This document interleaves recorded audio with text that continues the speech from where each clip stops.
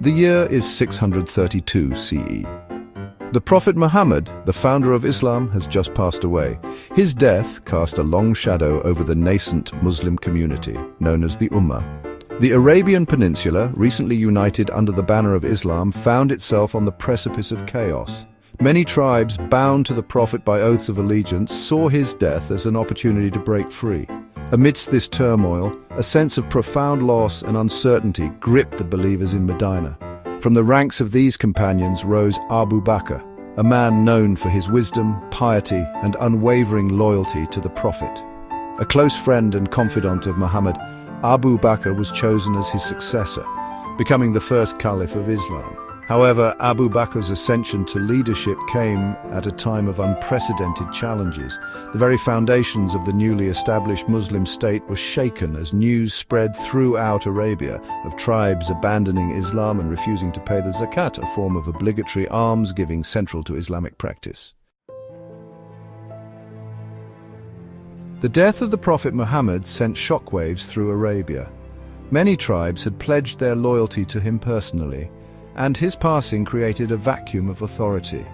Some saw it as an opportunity to reassert their independence and revert to their traditional beliefs and practices. The fragile unity that had been established began to unravel as tribes across the peninsula withdrew their allegiance to Medina. Some tribes had embraced Islam primarily as a tribal alliance with the Prophet, without fully grasping the spiritual and theological tenets of the faith. They viewed their obligations to Islam as contingent upon Muhammad's leadership, and his death led them to believe that their pact had been broken. Furthermore, the imposition of the zakat, a pillar of Islam requiring Muslims to contribute a portion of their wealth to support the poor and needy, was met with resistance by some. The combination of these factors, coupled with the emergence of self-proclaimed prophets and leaders seeking to capitalize on the unrest, plunged the Arabian Peninsula into a state of political and religious turmoil. Different tribes had different motives for rebelling. Abu Bakr was confronted with the monumental challenge of restoring order, quelling dissent, and preserving the legacy of the Prophet Muhammad. Faced with this unprecedented crisis, Abu Bakr remained steadfast in his determination to preserve the unity of the Muslim community and the legacy of the Prophet Muhammad. He recognized that allowing the apostasy movement to fester would not only fragment the Ummah, but also extinguish the light of Islam that had begun to illuminate the Arabian Peninsula. Abu Bakr's first act as Caliph was to reaffirm the fundamental principles of Islam. He addressed the Muslim community, emphasizing the importance of unity and obedience to Allah and His Messenger, even in the absence of the Prophet's physical presence. Despite opposition, Abu Bakr stood firm in his conviction. He believed that it was his sacred duty as Caliph to defend the faith and preserve the unity of the Ummah, even if it meant waging war against former brethren.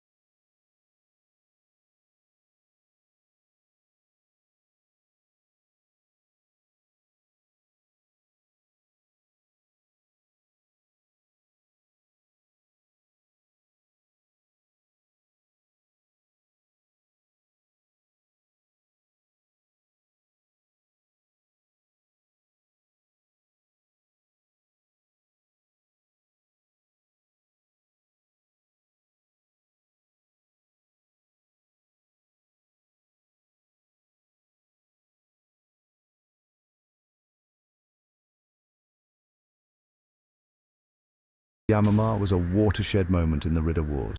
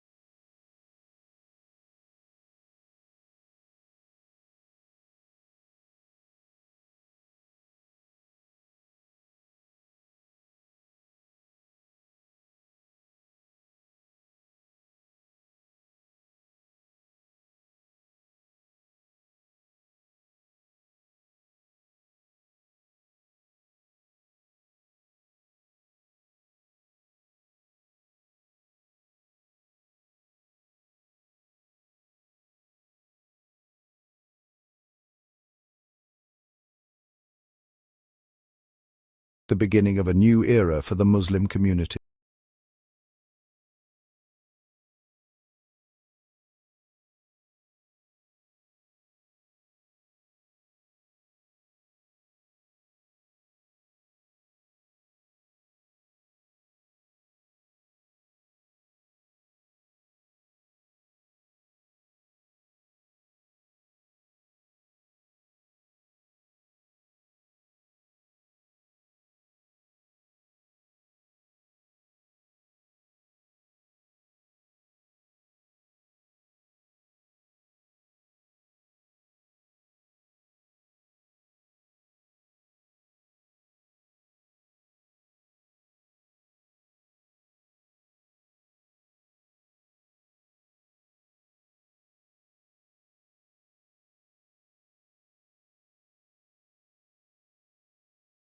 But also a pivotal turning point in Islamic history.